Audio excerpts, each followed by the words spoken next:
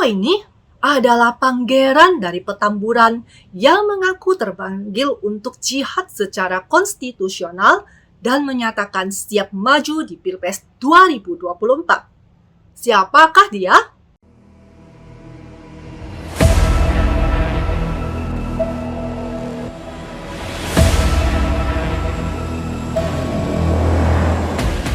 Penjajakan koalisi antara Partai Nasdem dengan Partai Keadilan Sejahtera atau PKS dan Partai Demokrat masih alot.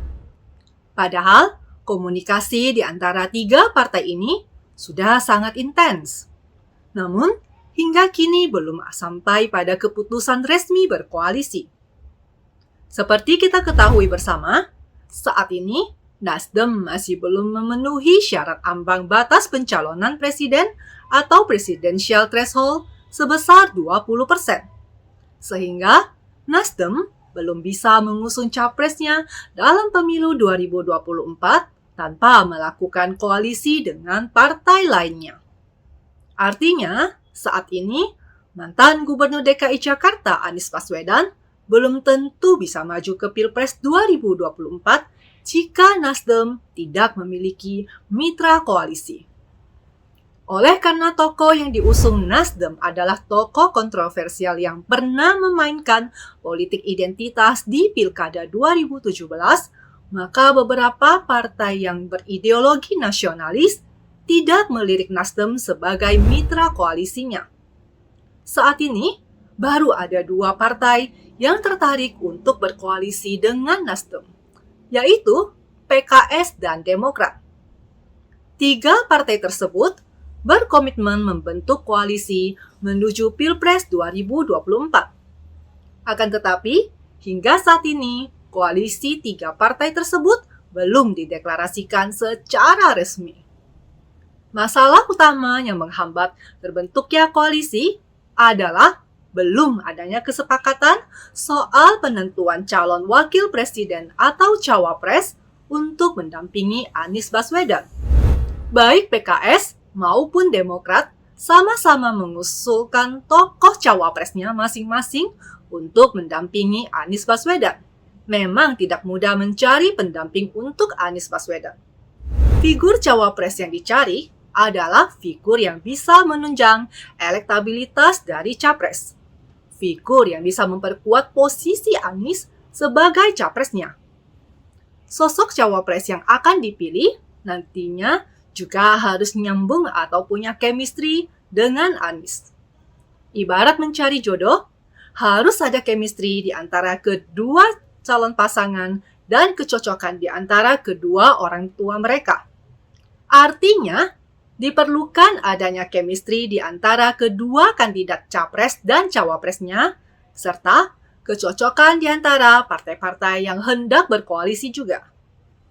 Partai Demokrat sudah pasti akan menyodorkan ketua umumnya, yaitu Agus Harimurti Yudhoyono atau AHY. Karena kegagalannya di tahun 2019 memajukan AHY, maka besar harapan SBY agar Pilpres 2024 nanti AHY bisa maju menjadi cawapres. Sedangkan PKS mengusulkan salah satu kader terbaiknya, yaitu mantan Gubernur Jawa Barat Ahmad Heriawan. Tentu pihak PKS akan merasa keberatan jika AHY atau kader Demokrat lainnya yang menjadi cawapresnya. Karena PKS menganggap kandidat yang ditawarkan oleh mereka sudah berpengalaman memimpin Jawa Barat selama 2 periode. Sedangkan AHY masih belum punya pengalaman sebagai pejabat publik.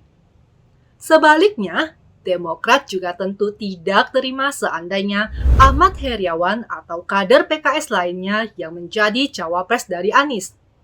Karena Demokrat menganggap elektabilitas AHY lebih tinggi daripada kandidat yang diusulkan oleh PKS. Itulah kenapa sampai saat ini koalisi antara Nasdem dan PKS serta Demokrat masih belum diresmikan. Ketiga partai calon mitra koalisi memang punya mekanisme internal masing-masing dalam menentukan cawapres untuk kandidatnya. Persaingan sengit dalam memajukan kandidat cawapresnya ini semata-mata untuk mendapatkan kotel efek atau efek ekor jas. Apa sih kotel efek atau efek ekor jas? Efek ekor jas adalah efek kecenderungan kandidat yang populer dalam suatu level pemerintahan dapat menyebabkan pemilihnya ikut memilih kandidat dari partai yang sama dengan kandidat populer tersebut untuk level pemerintahan yang lain. Ketiga partai ini tentunya sama-sama menginginkan positif kotel efek alias efek ekor jas. Melihat PKS dan Demokrat yang saling bersaing mengusulkan cawapresnya dan sampai sekarang belum ada titik temu, maka Nasdem menawarkan solusi bagi mereka.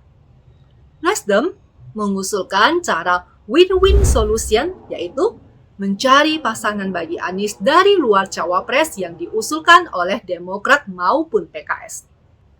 Kedengarannya sih, Nasdem memang sangat bijak mau merangkul dua calon mitra koalisinya dengan win-win solution. Padahal, Nasdem sendiri memang lebih ingin memilih cawapres dari luar kader PKS maupun Demokrat. Karena jika cawapresnya dipilih dari Demokrat ataupun PKS, maka Nasdem tidak akan banyak mendulang keuntungan efek ekor jas dari sosok cawapres usulan kedua partai tersebut.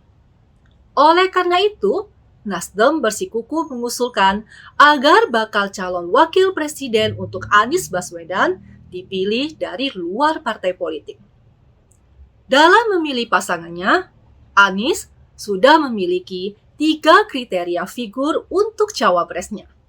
Pertama, figur ini harus bisa memberikan kontribusi dalam memenangkan Pilpres 2024. Kedua, figur ini bisa membantu memperkuat koalisi dan stabilitas koalisi.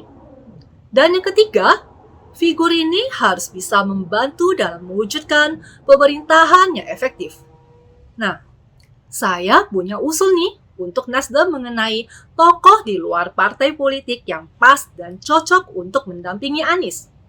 Tokoh ini tidak kalah banyak pendukungnya dari Ahmad Heriawan, kader yang diusulkan oleh PKS.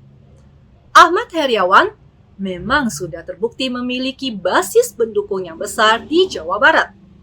Sedangkan tokoh yang satu ini, meskipun tidak tergabung di partai politik manapun, dia mengaku memiliki 130 juta massa sebagai modal untuk menjadi cawapres mendampingi Anies Baswedan di Pilpres 2024. Tokoh ini juga tidak kalah muda dan ganteng dari AHY sang pangeran Cikeas yang diusulkan oleh Partai Demokrat. Tokoh ini adalah pangeran dari Petamburan yang mengaku terpanggil untuk jihad secara konstitusional dan menyatakan siap maju di Pilpres 2024. Siapakah dia? The one and only Novel Bambukmim. Wasekjen Persaudaraan Alumni 212 ini mengaku banyak pihak yang mendukung dirinya menjadi cawapres mendampingi Anies. Pengakuan Novel yang memiliki modal 130 juta massa yang merupakan pendukung PA 212. Nah, dari mana angka 130 juta massa ini?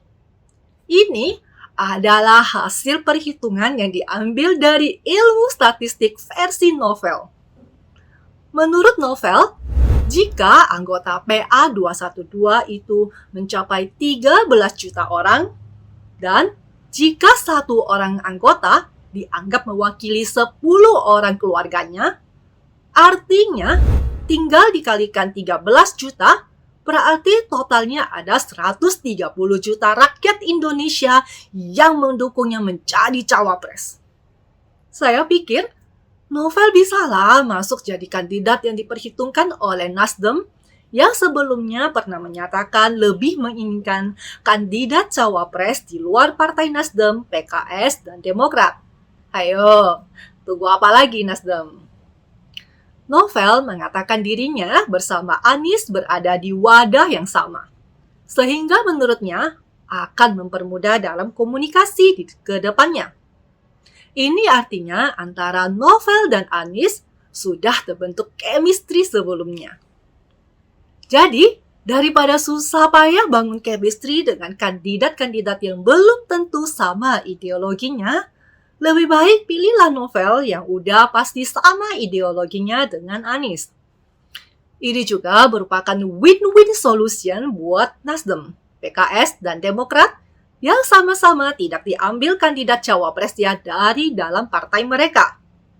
Masih banyak waktu untuk Nasdem dan Anies mempertimbangkan Novel sebagai cawapresnya sebelum KPU membuka pendaftaran pasangan calon atau paslon Capres-Cawapres pada tanggal 19 Oktober 2023. Bersama saya Yanti, Speak Up!